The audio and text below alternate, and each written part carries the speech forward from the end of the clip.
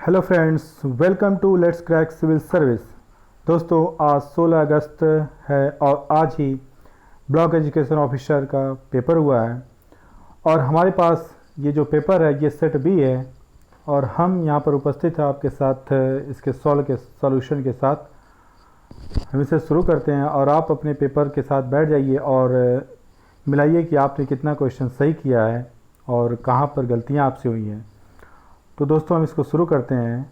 पहला प्रश्न यह है कि निम्नलिखित में से किन दो शासकों के मध्य 17 मई 1540 में कन्नौज के पास युद्ध हुआ। तो दोस्तों, इसका सही उत्तर होगा ऑप्शन बी, यानी कि शेर शाह और हुमायूं। दूसरा प्रश्न है, निम्नलिखित में से किस प्रमुख कारण से महात्मा गांधी ने 1922 में असहयोग आंदोलन को वापस ले लिया था। इसका सही उत्तर होगा दोस्तों ऑप्शन डी, यानी कि चौरी चौरा हिंसा। चौरी चौरा हिंसा के कारण महात्मा गांधी ने 1922 में असहयोग आंदोलन को वापस ले लिया था। हमारा अगला प्रश्न है, गदर पार्टी से निम्नलिखित में से कौन संबंधित नहीं थे।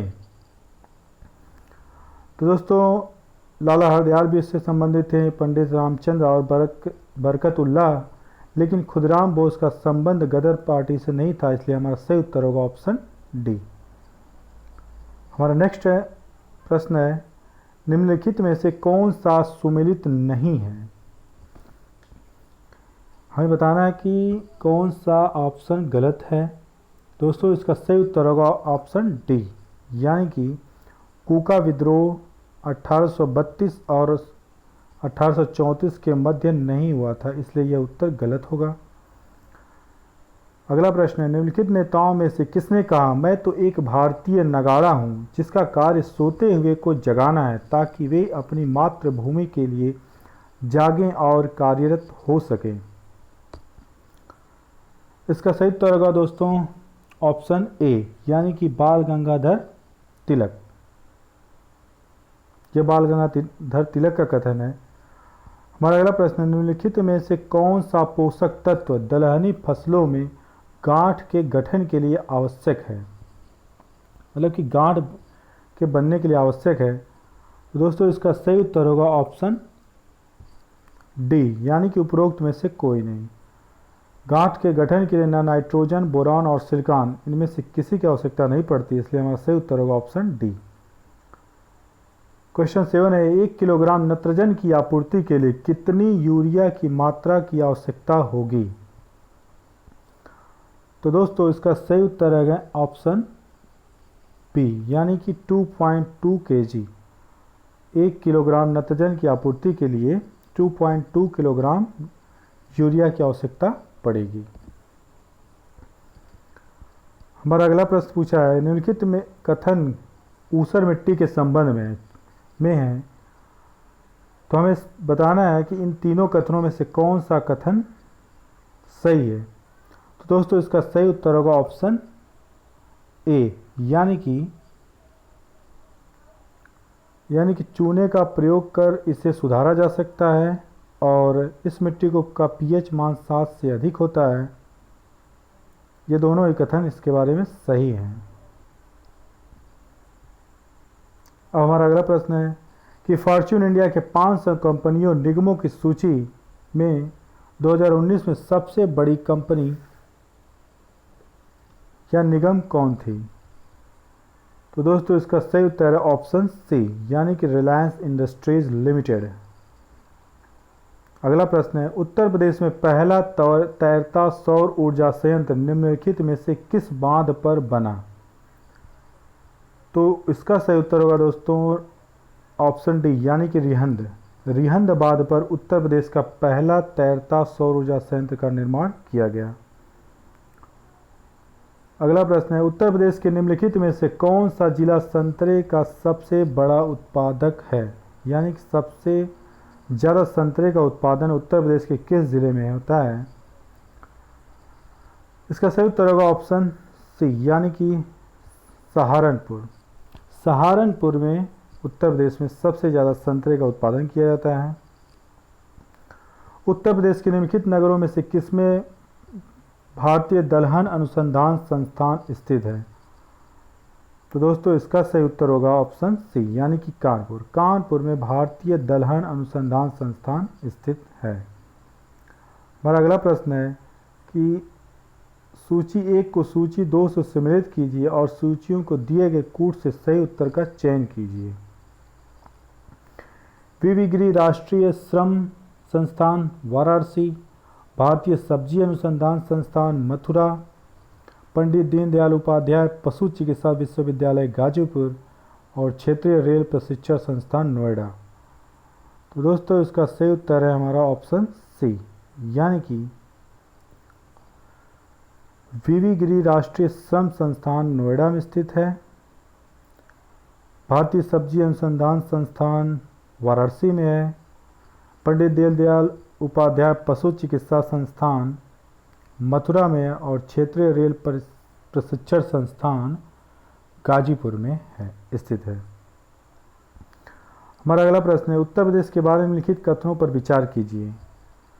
यह देश में सर्वाधिक दुग्ध उत्पादक राज्य है। इसमें देश का अधिकतम आलू की खेती की जाती है। यह देश का प्रमुख गन्ना उत्पादक राज्य है तथा धान के उत्पादन देश में इसका तीसरा स्थान है। तो दोस्तों इसका सही उत्तर होगा ऑप्शन बी यानी कि पहला, दूसरा और तीसरा कथन सही है जबकि चौथा कथन गलत है। अगला प्रश्न है उत्तर प्रदेश से उत्तरी भारतीय शास्त्रीय संगीत का बाइबल ग्रंथ संबंधित है। तो दोस्तों इसका सही उत्तर है ऑप्शन ए यानी कि नाट्य शास्त्र।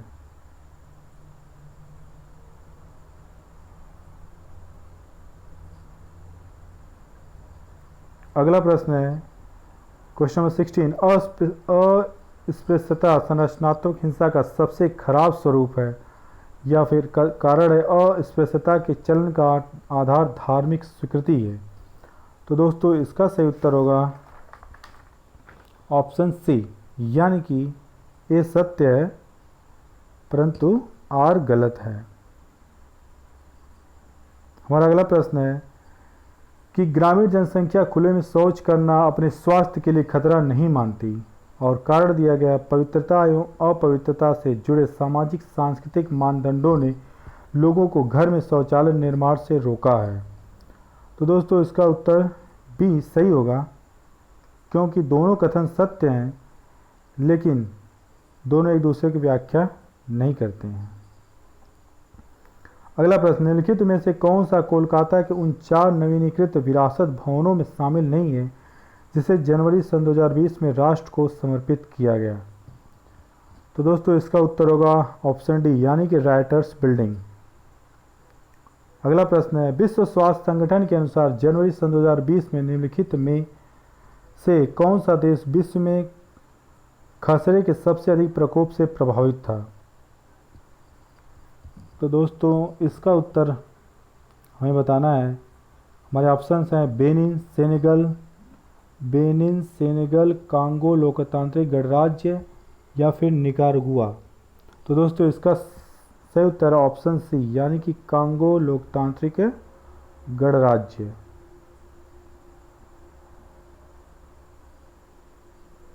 हमारा अगला प्रश्न है अफ्रीका महाद्वीप के निम्नलिखित में से किस देश में भारत ने अपना प्रथम महात्मा गांधी कन्वेंशन सेंटर 2020 में खोला है। दोस्तों इसका सही उत्तर है ऑप्शन ए यानी कि नाइजर में भारत ने अपना पहला महात्मा गांधी कन्वेंशन सेंटर की स्थापना की। अगला प्रश्न है जनवरी सन 2020 में मिशेल ओबामा को निम्नलिखित में से किस एल्बम हेतु ग्रैमी पुरस्कार से सम्मानित किया गया। तो दोस्तों इसका सही उत्तर है ऑप्शन ए यानी कि बिकमिंग के लिए मिशेल ओबामा को ग्रैमी पुरस्कार से सम्मानित किया गया। हमारा अगला प्रश्न है विश्व आर्थिक मंच द्वारा जारी वैश्विक प्रतिभा प्रतिस्पर्धा सूचकांक 2020 के अनुसार निम्नलिखित में से कौन सा सुमेलित नहीं है। तो दोस्तों इसका सही उत्तर है ऑप्शन डी यानी कि यूएसए की रैंकिंग 4 यह गलत है। हमारा अगला प्रश्न है 3 जनवरी सन 2020 को दिल्ली में 100 ग्लोबल चाइल्ड प्रोडिजी अवार्ड जीतने वाली 13 वर्षीय लड़की सुचेता सतीश के संदर्भ में निम्नलिखित कथनों पर विचार कीजिए। तो हमें यहाँ पर दो कथन दिया गया है कि वह दुबई में रहती हैं, दूसरा वह 120 भाषाओं में गाना गा सकती हैं। हमें बताना है कि ये दोनों कथनों में से कौन से कथन सही हैं। तो दोस्तों ये दोनों ही कथन सही है, इसलिए हमारा सही उत्तर होगा ऑप्शन सी। हमारा अगला प्रश्न है, सन 2020 में कॉप 26 का आयोजन निम्नलिखित शहरों में से किसमें प्रस्तावित है। तो दोस्तों कॉप 26 से मैड्रिड में प्रस्तावित है, इसलिए हमारा सही उत्तर ऑप्शन बी है। अगला प्रश्न है, बांस एक जादुई घास विषय पर एक 2 दिवसीय कार्यशाला सह प्रदर्शनी 11 से 12 जनवरी सन 2020 को भारत के निम्नलिखित में से किस नगर में आयोजित की गई थी। तो दोस्तों यह प्रदर्शनी आयोजित की गई थी जम्मू में, इसलिए सही ऑप्शन हमारा सी है। अगला प्रश्न है, अजरबैजान की राजधानी बाकू निम्नलिखित में से किस सागर के किनारे स्थित है। तो दोस्तों बाकू जो है कि कैस्पियन सागर के किनारे स्थित है, इसलिए हमारा सही उत्तर ऑप्शन सी यानी कि कैस्पियन सागर। हमारा अगला प्रश्न है, सूची 1 को सूची 2 से सुमेलित कीजिए और सूचियों के नीचे दिए गए कूट से सही उत्तर का चयन कीजिए। हमें बताना है कि घास के मैदान किन महाद्वीपों में पाए जाते हैं। इस प्रश्न का सही उत्तर है दोस्तों ऑप्शन सी। ऑप्शन सी सही उत्तर है, क्योंकि लानोज दक्षिण अमेरिका में पाई जाती है, स्टेपीज यूरोप के घास के मैदान को कहा जाता है, प्रेयरीज अफ्रीका के और वेल्ड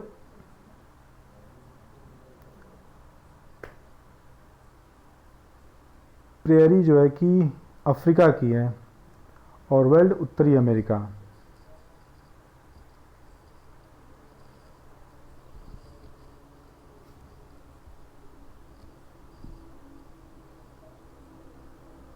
हमारा अगला प्रश्न है कि जनजाति दिया गया है एक तरफ और दूसरी तरफ क्षेत्र है। हमें बताना है कि ये जनजातियां किन क्षेत्रों में पाई जाती हैं। हमें सही ऑप्शन का चुनाव करना है। तो दोस्तों इसका सही उत्तर है ऑप्शन सी। इसका भी सी ही सही है, क्योंकि किर्गिज जनजाति मध्य एशिया में पाई जाती है, बुशमैन अरब में पाए जाते हैं, ऐनू जापान और बद्दू जो है कि अरब में पाए जाते हैं।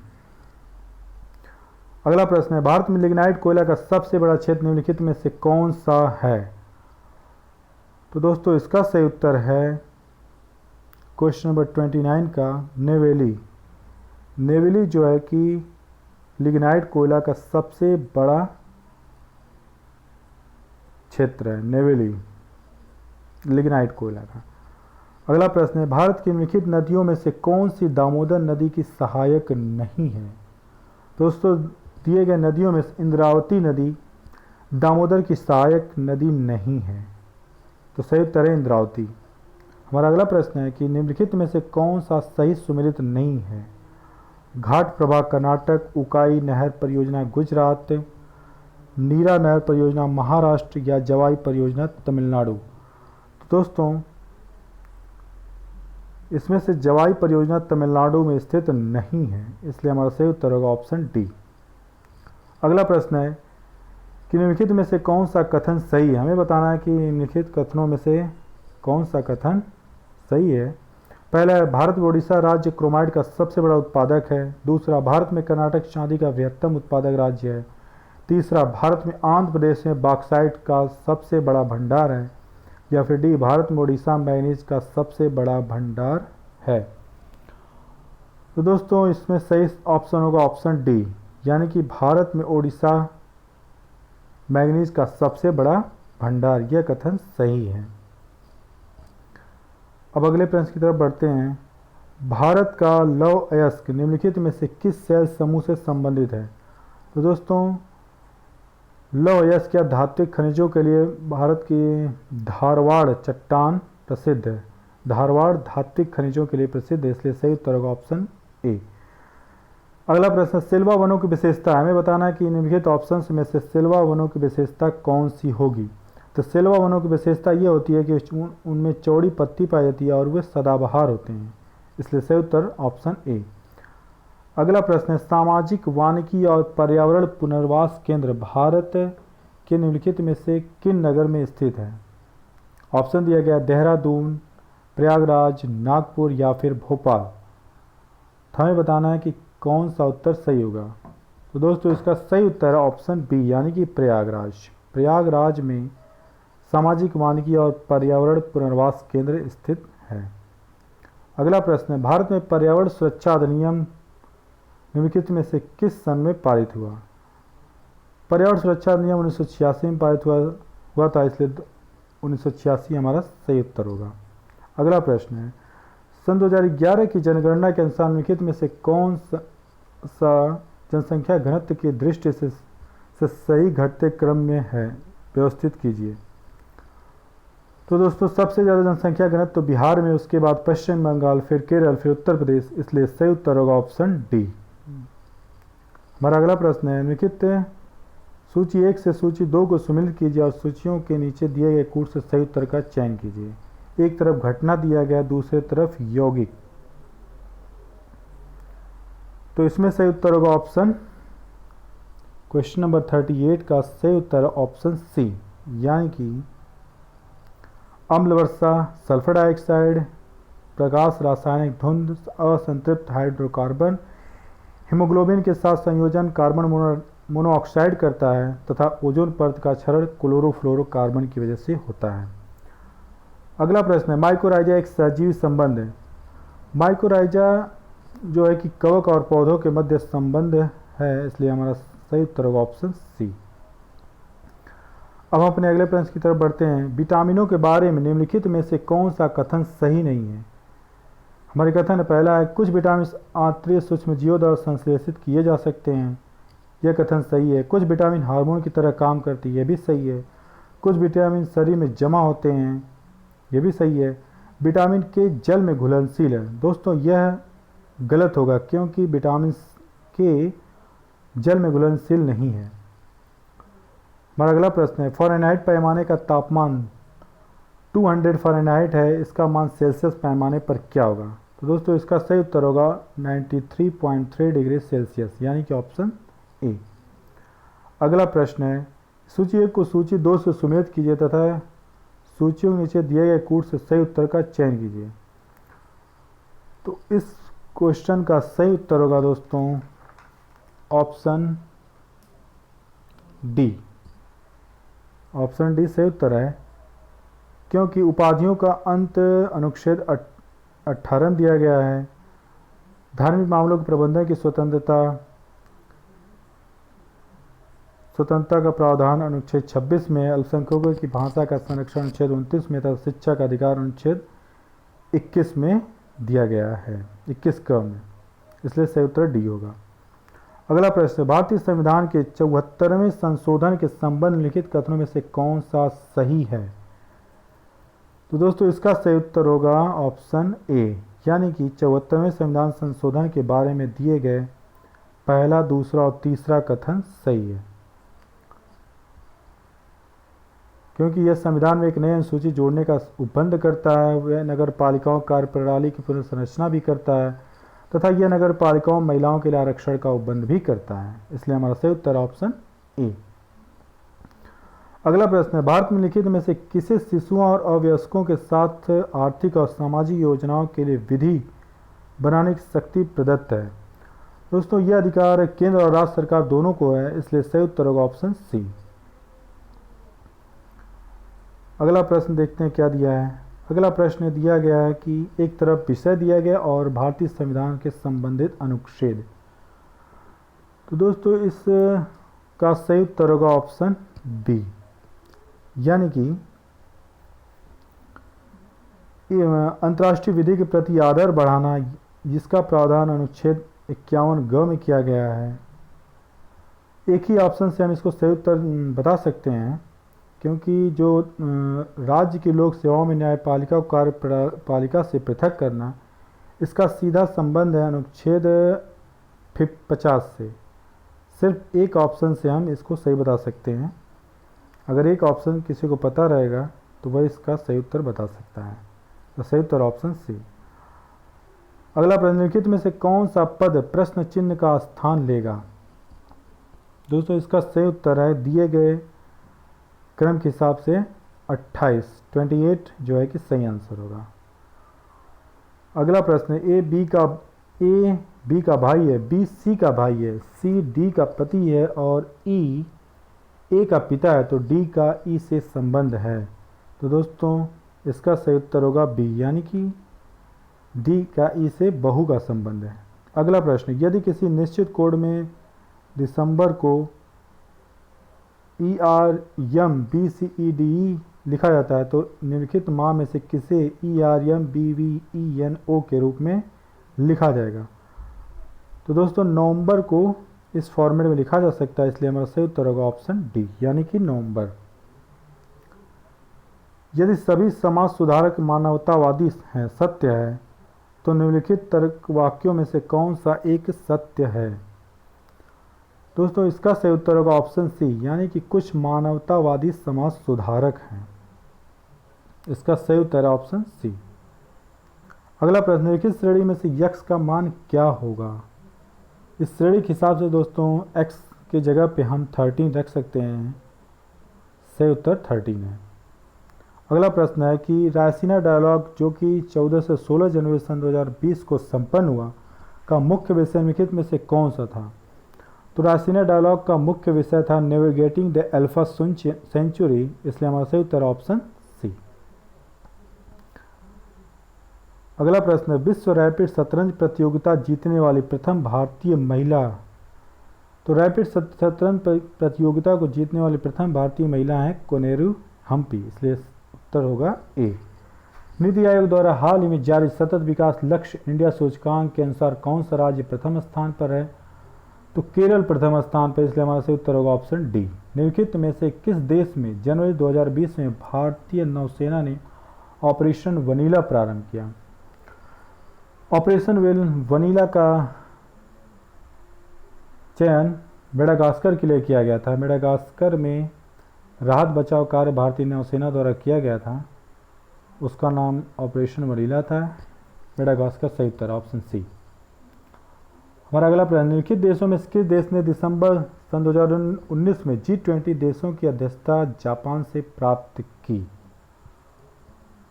जापान से प्राप्त हमारे ऑप्शन हैं रूस, चीन, सऊदी अरब और ब्राज़ील। तो दोस्तों इसका सही उत्तर है ऑप्शन सी, यानी कि सऊदी अरब। हमारा अगला प्रश्न है, निम्नलिखित सूची 1 को सूची 2 से सुमेलित कीजिए तथा सूचियों के नीचे दिए गए कूट से सही उत्तर का चयन कीजिए। दोस्तों इसका सही उत्तर होगा ऑप्शन डी, यानी कि चमेरा जो है जलीय ऊर्जा के लिए का उत्पादन किया जाता है चमेरा ऊर्जा संयंत्र से, ग्वाल पहाड़ी से सौर ऊर्जा, कुडानुकूलम से आणविक ऊर्जा तथा पतरातु से तापीय ऊर्जा। अगला प्रश्न देखते हैं, नीचे 2 कथन दिए गए हैं, एक कथन ए और दूसरे को कारण आर कहा गया।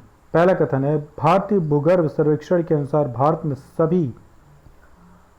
सभी कोटि के कोयले का कुल भंडार 293.50 करोड़ टन है तथा देश के कोयले का कुल प्रमाणित भंडार का आधा से अधिक 2 राज्यों यानी झारखंड एवं उड़ीसा में पाया जाता है।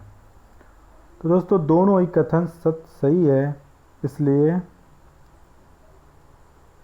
हमारा सही उत्तर होगा ऑप्शन बी, यानी कि ए और आर दोनों सत्य हैं लेकिन दोनों एक दूसरे की व्याख्या नहीं करते हैं। अगला प्रश्न दिया गया है, सूची 1 को सूची 2 से सुमेलित करना है।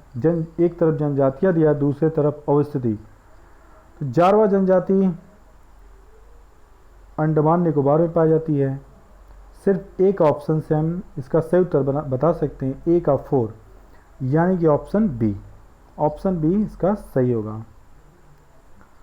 हमारा अगला प्रश्न है, भारत में नगरीकरण के संदर्भ में निम्नलिखित कथनों में से कौन से सही हैं? हमें बताना है कि नगरीकरण के संदर्भ में से दोनों कथनों में से कौन सही है। पहला हमारा कथन है कि सन 2011 की जनगणना के अनुसार देश की कुल नगरीय जनसंख्या का 60% से अधिक प्रथम श्रेणी के नगरों में निवास करती है। दूसरा दिया गया है कि 2011 में देश में 10 लाख से अधिक जनसंख्या वाले 53 नगर संकुल थे। तो दोस्तों इसका सही उत्तर होगा ऑप्शन बी, यानी कि केवल कथन 2 सही है, पहला वाला कथन गलत है। हमारा अगला प्रश्न है, सूची 1 को सूची 2 से सम्मिलित करना है। पहले सूची में जैव आरक्षित क्षेत्र हैं तथा दूसरे में भारत के राज्य। हमें बताना है कि ये जैव आरक्षित क्षेत्र किन किन राज्यों में स्थित हैं। दोस्तों इसका सही उत्तर होगा ऑप्शन सी, यानी कि नोक्रेक मेघालय, मानस असम, सिमलीपाल उड़ीसा और अगस्त्यमलाई केरल। तो इसका सही उत्तर है ऑप्शन सी। अगला प्रश्न, भारत के निम्नलिखित राज्यों में से कौन सा जनसंख्या की दृष्टि से द्वितीय एवं क्षेत्रफल की दृष्टि से तृतीय स्थान पर है। तो महाराष्ट्र जो है कि जनसंख्या की दृष्टि से दूसरे स्थान पर है, पहले स्थान पर उत्तर प्रदेश है तथा यह क्षेत्रफल की दृष्टि से तीसरे स्थान पर है। पहले पे राजस्थान, दूसरे मध्य प्रदेश, तब जाकर तीसरे पे महाराष्ट्र है। अगला प्रश्न, 2011 की जनगणना के अनुसार भारत के निम्नलिखित राज्यों में से किस में प्रति 100 बालिकाओं की संख्या पर बालकों की संख्या सर्वाधिक है। सीधा कथन यह है कि शिशुलिंगानुपात किस राज्य में सबसे कम है। तो इसका सही उत्तर होगा हरियाणा, यहाँ का शिशुलिंगानुपात सबसे कम है। हमारा अगला प्रश्न है, शरीर की सतह से स्वेदन यानी पसीना बहना द्वारा जल की हानि निर्भर करती है। केवल वातावरण के ताप पर, बी केवल वातावरण की नमी पर, या फिर सी दोनों, या फिर डी किसी पर भी नहीं। तो दोस्तों इसका सही उत्तर है ऑप्शन सी, क्योंकि पसीना का बहना वातावरण के ताप पर तथा वातावरण की नमी दोनों पर निर्भर करता है। अगला प्रश्न, निम्नलिखित में से कौन सा तत्व पौधों में सूक्ष्म पोषक नहीं है। तो इसका सही उत्तर होगा ऑप्शन डी, यानी कि मैग्नीशियम। मैग्नीशियम जो है कि पौधों का सूक्ष्म पोषक तत्व नहीं है। अगला प्रश्न है, निम्नलिखित के संबंध में निम्नलिखित में से कौन सा कथन सही नहीं है। पहला, यह लाल रंग का होता है। हीमोग्लोबिन के बारे में कौन सा कथन सही नहीं है। पहला, यह लाल रंग का होता है। दूसरा, यह फेफड़ों से कोशिकाओं तक ऑक्सीजन का वाहक होता है। यह कुछ अम्लीय होता है। यह ऊतकों से फेफड़ों तक कार्बन डाइऑक्साइड को पहुंचाता है। तो इसका सही उत्तर होगा ऑप्शन सी, यानी कि यह कुछ अम्लीय होता है। यह कथन गलत है। रक्त में ग्लाइकोसिलेटेड हीमोग्लोबिन का मापन निम्नलिखित में से किसके प्रबंधन के लिए लाभदायक है। पहला, रक्ताल्पता, हीमोफीलिया, मधुमेह, उच्च रक्तचाप। तो दोस्तों इसका सही उत्तर होगा मधुमेह। रक्त में अगर ग्लाइकोसिलेटेड हीमोग्लोबिन का मापन किया जाता है तो यह मधुमेह को नियंत्रित करने में लाभदायक होता है। भारतीय संविधान में निम्नलिखित में से किस कर्तव्य को मौलिक कर्तव्य के रूप में निर्धारित किया गया है। पहला, देश की रक्षा करना, आयकर अदा करना, हमारी सामाजिक संस्कृति की गौरवशाली परंपरा का परिरक्षण तथा सार्वजनिक संपत्ति की सुरक्षा। आयकर अदा करना यह कर्तव्य मौलिक कर्तव्य के रूप में से नहीं बताया गया है, इसलिए हमारा सही उत्तर ऑप्शन डी। अगले प्रश्न देखते हैं। यहाँ पर 2 कथन दिए गए हैं और हमें बताना है कि कथन कारण में से कौन सही है और व्याख्या करता है कि नहीं। तो कथन हमारा पहला, भारत में मंत्री परिषद संयुक्त रूप से लोकसभा और राज्यसभा दोनों के प्रति उत्तरदायी है। लोकसभा और राज्यसभा दोनों के सदस्य संघीय सरकार मंत्री बनने की पात्रता रखते हैं। तो दोस्तों इसका सही उत्तर ऑप्शन ए, यानी कि दोनों ही कथन सही हैं और कारण आर पहले कथन की व्याख्या करता है। अगला प्रश्न है, पंचायती राज पर गठित निम्नलिखित समितियों को क्रमानुसार व्यवस्थित कीजिए और नीचे दिए गए कूट से सही उत्तर का चयन कीजिए। इसका सही उत्तर होगा ऑप्शन सी, यानी कि पहले B.R. मेहता समिति का गठन किया गया था, फिर अशोक मेहता समिति, फिर राव समिति और लास्ट में L.M. सिंघवी समिति। अगला प्रश्न, भारतीय संविधान का कौन सा भाग केंद्र और राज्यों के मध्य वित्तीय संबंधों का विवरण प्रस्तुत करता है? तो भाग 12 केंद्र और राज्य के मध्य वित्तीय विवरण को प्रस्तुत करता है। अगला प्रश्न है 71, तो इसका सही उत्तर होगा दोस्तों 71 का 73, यानी कि ऑप्शन सी। इसका सही उत्तर ऑप्शन सी सही है। और अब क्वेश्चन नंबर 72 का सही उत्तर होगा ऑप्शन सी, यानी कि QRSU। क्वेश्चन नंबर 73, यदि 1980 में भारत का गणतंत्र दिवस शनिवार को पड़ता है और यक्स का जन्म 3 मार्च 1980 को होता है, वाई एक्स से 4 दिन बढ़ा तो वाई के जन्म का दिन क्या होगा? दोस्तों इसका सही उत्तर होगा बृहस्पतिवार, यानी ऑप्शन बी। अगला प्रश्न है क्वेश्चन नंबर 74, निम्नलिखित में से कौन सी संख्या प्रश्नवाची के स्थान पर होनी चाहिए? हमारे ऑप्शन दिए गए हैं 25, 27, 32 या फिर 37। तो दोस्तों इसमें से 27 जो है कि प्रश्नवाचक चिन्ह के स्थान पर रखा जा सकता है दिए गए पैटर्न के आधार पर, इसलिए हमारा सही उत्तर होगा ऑप्शन बी। अगले प्रश्न की तरफ बढ़ते हैं। 5 वर्ष पूर्व ए और बी के आयु का अनुपात 4:5 था। यदि ए की वर्तमान आयु 29 वर्ष है तो बी की वर्तमान आयु है। तो दोस्तों इसका सही उत्तर होगा ऑप्शन डी, यानी 35 वर्ष। ये सॉल्व करके हमने आंसर दिया आपको, ताकि आप तुरंत अपने क्वेश्चंस का जो उत्तर दिए आप मिलान कर सके और आपको पता चल सके कि आपने कितना सही किया है और कितने गलत। क्वेश्चन नंबर 76 दिया गया है कि x is equal to 2 + 2 whole 1/3 plus 2 whole 2/3 हो तो x³ - 6x² + 6x का मान क्या होगा? तो दोस्तों इसका सही उत्तर होगा ऑप्शन सी, यानी कि 4। इसका सही उत्तर 4 होगा। इसी प्रकार नेक्स्ट क्वेश्चन हमारा क्वेश्चन नंबर 77 है कि एक वृत्त के 2 जीवाएं ए बी तथा सी डी वृत्त के बाह्य बिंदु P पर काटती हैं। यदि एंगल PAC = 50 डिग्री है तो PDB बराबर क्या होगा? तो PDB = होगा 50 डिग्री, यानी कि ऑप्शन सी।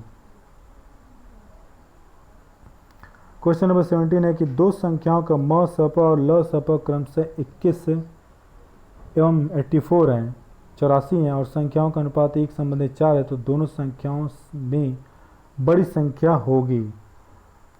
तो बड़ी संख्या 84 यानी कि 84 होगी, तो हमारा ऑप्शन बी सही होगा। देश के बड़े राज्यों के समूह में भारत के किस राज्य ने वर्ष सन 2019 में सुशासन सूचकांक में शीर्ष स्थान प्राप्त किया? तो 2019 में सुशासन सूचकांक में तमिलनाडु ने प्रथम स्थान प्राप्त किया था। हमारा क्वेश्चन नंबर 80 है, अप्रत्यक्ष करों को प्रतिगामी कर व्यवस्था क्यों कहा जाता है? तो अप्रत्यक्ष कर को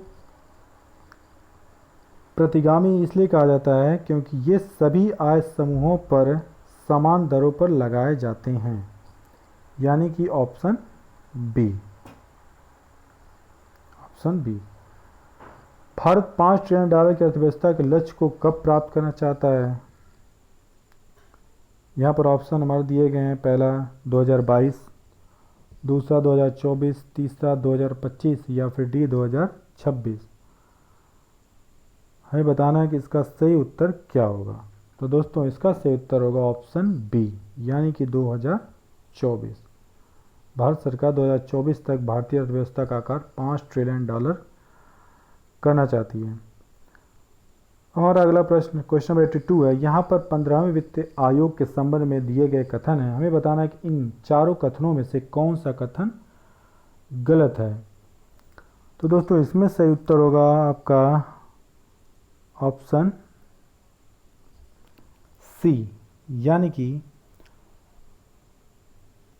ऑप्शन सी नहीं दोस्तों, इसका सही उत्तर होगा ऑप्शन ए, यानी कि भारत सरकार द्वारा 15वें वित्त आयोग का गठन 27 नवंबर 2017 को किया गया था, यह कथन गलत है। बाकी दिए गए कथन इसके संबंध में सही हैं।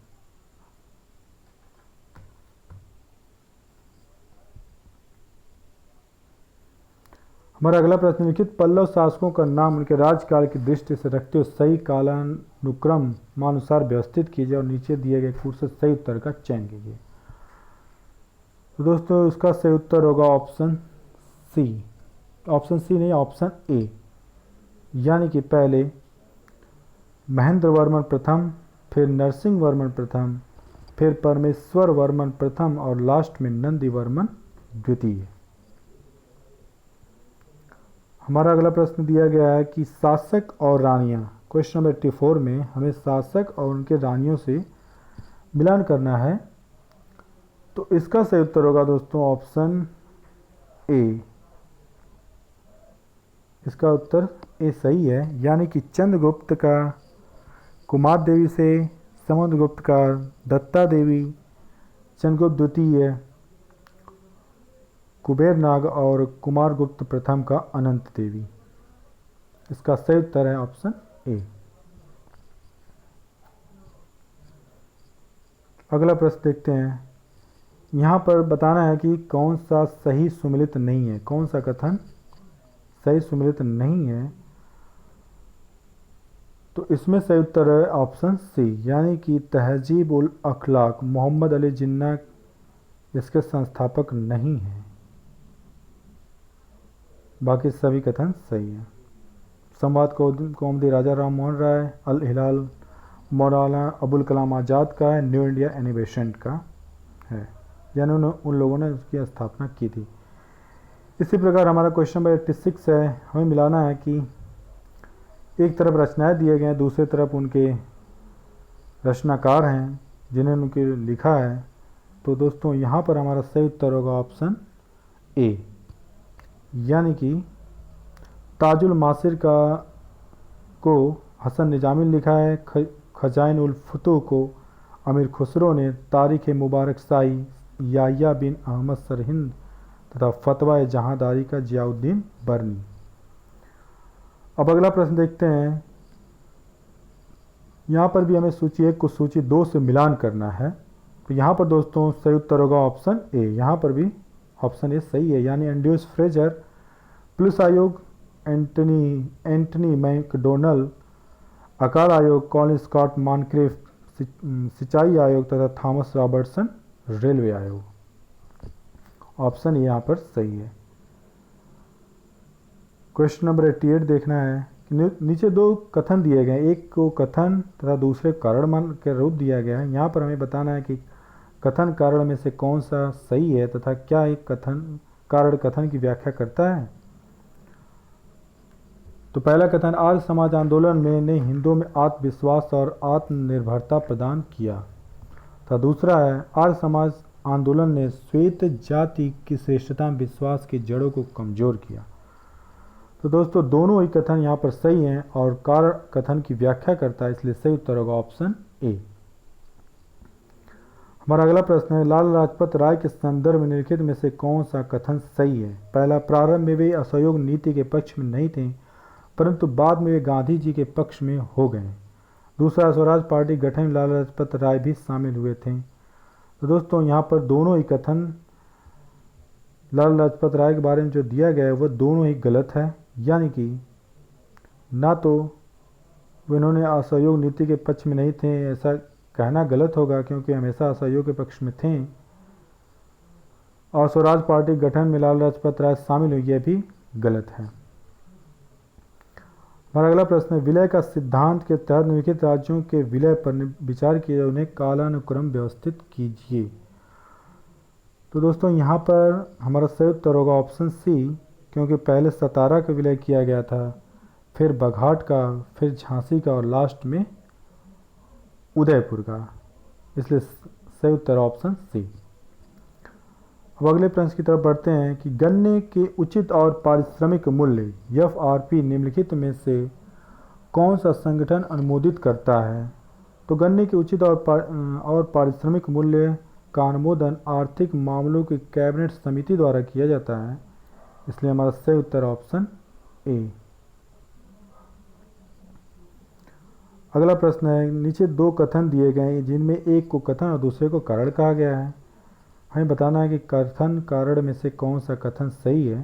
पहला, सूरजमुखी का तेल एक अच्छी गुणवत्ता का खाद्य तेल है। दूसरा, इसमें असंतृप्त वसा अम्लों की अधिक मात्रा पाई जाती है। तो दोस्तों दोनों कथन सही हैं तथा कारण कथन की व्याख्या करता है, इसलिए हमारा सही उत्तर ऑप्शन ए। हमारा अगला प्रश्न, भारतीय रिजर्व बैंक द्वारा 5 दिसंबर 2019 को घोषित नीति रेपो दर तथा रिवर्स रेपो दर क्रमशः थे। यहाँ पर रिवर्स रेपो रेट 4.9 तथा रेपो रेट 5.15% था, इसलिए सही उत्तर होगा ऑप्शन सी, यानी 5.15 और 4.9। अब अगला प्रश्न देखते हैं कि क्वेश्चन नंबर 94, उपभोक्ता मूल्य सूचकांक के संबंध में निम्नलिखित कथनों पर विचार करें तथा नीचे दिए गए कूट से सही उत्तर का चयन कीजिए।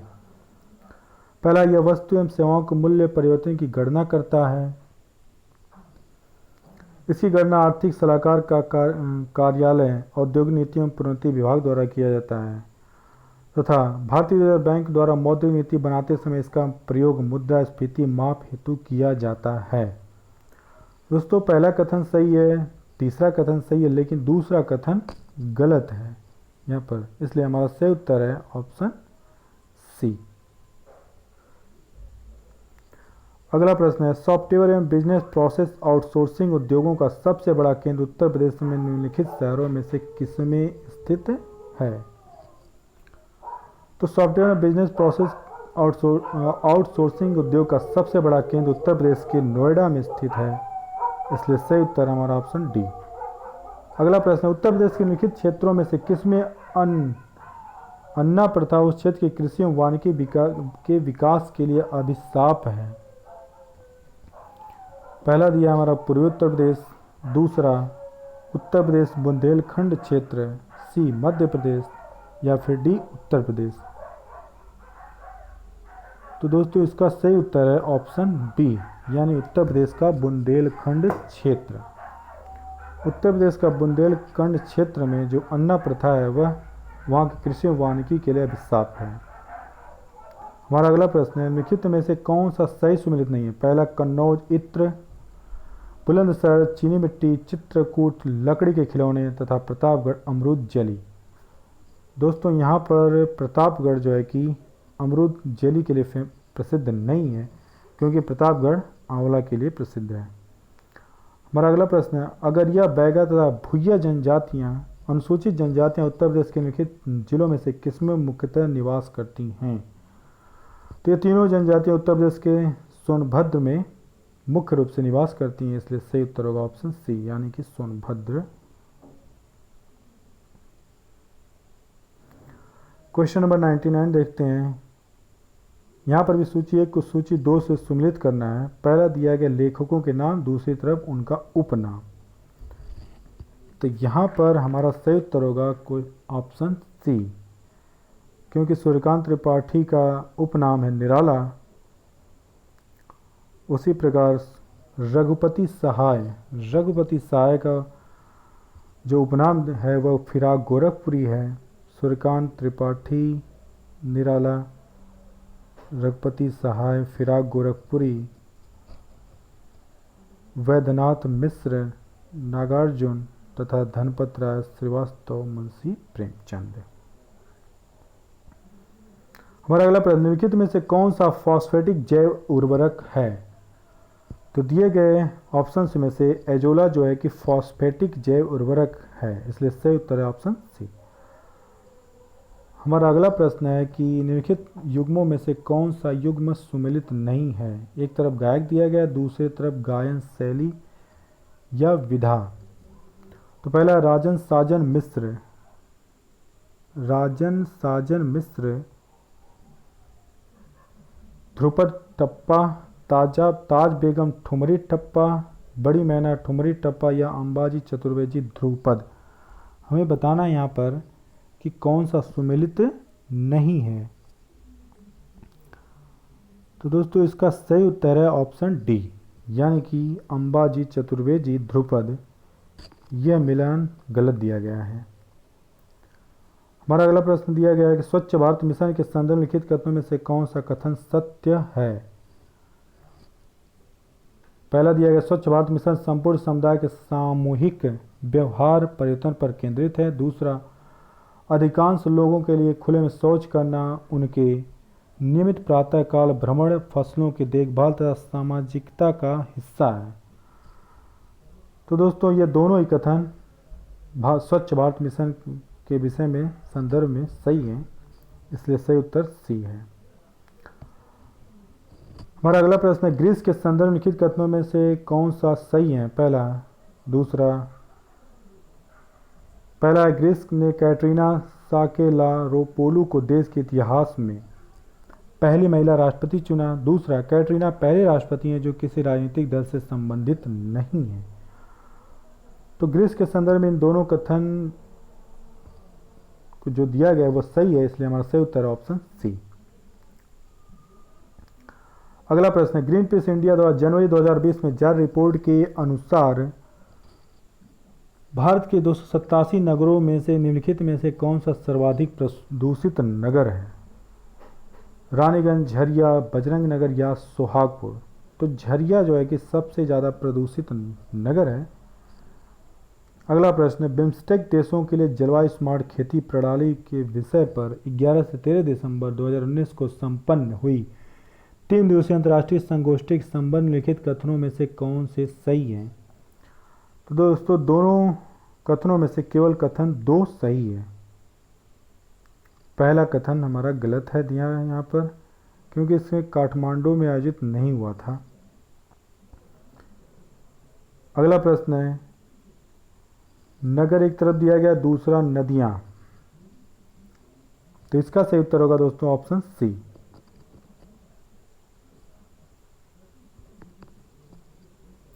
यानी कि पेरिस सीन नदी के किनारे स्थित है, किंशासा, जायरे और बैंकॉक चाओ फ्राया तथा एसेंसियन पराग्वे। अगला प्रश्न है निम्नलिखित में से कौन सा जापान के 4 प्रमुख द्वीपों का उत्तर से दक्षिण तक सही क्रम में प्रदर्शित करता है। तो दोस्तों यहाँ पर सही उत्तर होगा ऑप्शन डी। इसका सही है option D, Hokkaido, Honshu, Shikoku फिर क्यूशु। क्वेश्चन नंबर 108 है। पहला कथन है विश्व के अधिकांश उष्ण मरुस्थल 15 डिग्री से 30 डिग्री उत्तरी एवं दक्षिण अक्षांशों के मध्य महाद्वीपों के पश्चिमी किनारे पर स्थित हैं। इसका कारण दिया गया है कि व्यापारिक पवनें जैसे पश्चिम की ओर जाती हैं उनकी नमी और आर्द्रता में कमी आती जाती है। तो यहाँ पर दोनों ही कथन सही हैं तथा कारण आर की व्याख्या करता है। व्यापारिक पवनों जैसे जैसे पश्चिम की ओर जाती हैं उनकी नमी और आर्द्रता में कमी आती है, इस कारण से ही विश्व के अधिकांश उष्ण मरुस्थल 15 डिग्री से 30 डिग्री उत्तरी और दक्षिणी अक्षांशों के मध्य पाए जाते हैं। अगला प्रश्न है क्वेश्चन नंबर 109। यहाँ पर परियोजना एक तरफ दिया गया, दूसरी तरफ नदियाँ। हमें बताना है कि कौन सी परियोजना किस नदी के किनारे स्थित है। तो इसका सही उत्तर होगा ऑप्शन बी, यानी कि उकाई परियोजना तापी नदी किनारे स्थित है। जैकावाड़ी, गोदावरी, खड़कवासला, मूथा और म्यूराक्षी आम्बी नदी के किनारे या आम्बी नदी पर इस परियोजना का निर्माण किया गया है। अगला प्रश्न कोयला क्षेत्र दूसरी तरफ अवस्थिति दिया गया है। हमें बताना है कि कौन सा कोयला क्षेत्र कहाँ पर स्थित है। दोस्तों माकुम जो है कि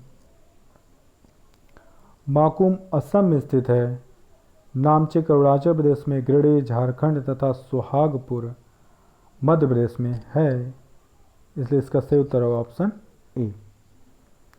क्वेश्चन नंबर 111 दो रेलगाड़ियाँ एक ही दिशा में 90 किलोमीटर प्रति घंटा एवं 70 किलोमीटर प्रति घंटा की गति से चल रही थी। तेज चलने वाली रेलगाड़ी ने धीमे गति वाली रेलगाड़ी में खड़े किसी व्यक्ति को 18 सेकंड में पार किया। तो तेज चलने वाली रेलगाड़ी की लंबाई है, तो दोस्तों इसका सही उत्तर होगा ऑप्शन बी यानी कि 100 मीटर। इसी प्रकार क्वेश्चन नंबर 112 क्वेश्चन नंबर 112 जो कि विक्रय मूल्य के और क्रय मूल्य के बारे में पूछा गया है। तो यहाँ पर दोस्तों हमारा सही उत्तर होगा ऑप्शन बी यानी कि 120% की प्रॉफिट होगी, लाभ होगा। क्वेश्चन नंबर 113 का सही उत्तर होगा 8000 यानी कि ऑप्शन डी। क्वेश्चन नंबर 114 देखते हैं। वित्त वर्ष 2019-20 के लिए केंद्र सरकार ने राजकोषीय घाटे को कितने प्रतिशत तक सीमित रखने का लक्ष्य रखा है? तो दोस्तों भारत सरकार ने राजकोषीय घाटे को 3.3% रखने का लक्ष्य रखा है, तो इसलिए सही उत्तर होगा ऑप्शन ए। अगला प्रश्न दिया गया, निम्नलिखित में से कौन सा राज्य भारत के धारणीय विकास लक्ष्य सूचकांक 2019-20 के शीर्ष 5 राज्यों की सूची में नहीं है? गुजरात, हिमाचल प्रदेश, आंध्र प्रदेश या फिर तमिलनाडु। दोस्तों इसका सही उत्तर हमने ढूंढने की बहुत कोशिश किया लेकिन अभी मिला नहीं है। हम अगला प्रश्न देखते हैं। नीचे दिए गए क्रेडिट रेटिंग एजेंसी पर विचार किया तथा उन्हें काल क्रमानुसार व्यवस्थित कीजिए। तो सबसे पहले क्रिसिल, फिर इकरा तथा लास्ट में केयर, यानी कि ऑप्शन ए सही है। क्वेश्चन नंबर 117, भारत में सार्वजनिक क्षेत्र के बैंकों का हाल ही में किए गए एकीकरण का अनेक लाभ लक्षित है। तो दोस्तों जो बैंकों का एकीकरण किया गया है, यहाँ पर चारों कथन उसके संबंध में सही होंगे, इसलिए सही उत्तर होगा ऑप्शन डी। हमारा अगला प्रश्न है, सत्य सहस्त्र संहिता उपनाम निम्नलिखित में से किस ग्रंथ का है? तो दोस्तों यह उपनाम महाभारत का है, इसलिए सही उत्तर ऑप्शन डी। अगला प्रश्न, कार्दमक क्षत्रपों निम्नलिखित में से किस धातु में अति दुर्लभ सिक्के प्रचलित किए? तो दोस्तों कार्दम क्षत्रपों ने प्रोटीन के सिक्के चलाए थे, इसलिए सही उत्तर होगा ऑप्शन सी। क्वेश्चन नंबर 120 दिया गया है, एक तरफ दर्शन दूसरी तरफ मोक्ष प्राप्त करने के तरीके। तो न्याय दर्शन जो है कि तार्किक चिंतन की बात करता है, मीमांसा दर्शन वैदिक अनुष्ठान की बात करता है, सांख्य दर्शन वास्तविक ज्ञान का अभिग्रहण करने के लिए कहता है, और वेदांत दर्शन आत्मज्ञान की बात करता है, इसलिए हमारा सही उत्तर होगा ऑप्शन बी। दोस्तों हमने यहाँ पर आपको सभी क्वेश्चन के आंसर दिए हैं जो कि एकदम सटीक दिए गए हैं। आप इनको अपने OMR से मिलाकर आप चेक कर सकते हैं कि आपका कितना उत्तर सही हुआ है, और उसी हिसाब से आगे की तैयारी करिए। दोस्तों आपको जैसा भी लगे ये हमारा वीडियो, आप हमारे कमेंट बॉक्स में हमको बताइए। जो भी गलतियां होती हैं या आपको कुछ लगता है कि हमने कोई भी आंसर गलत बताया, तो आप उसको भी कमेंट बॉक्स में बताइए, हम उसका सही उत्तर प्रोवाइड करेंगे। दोस्तों हमारे चैनल को सब्सक्राइब करना ना भूलिएगा। Thank you.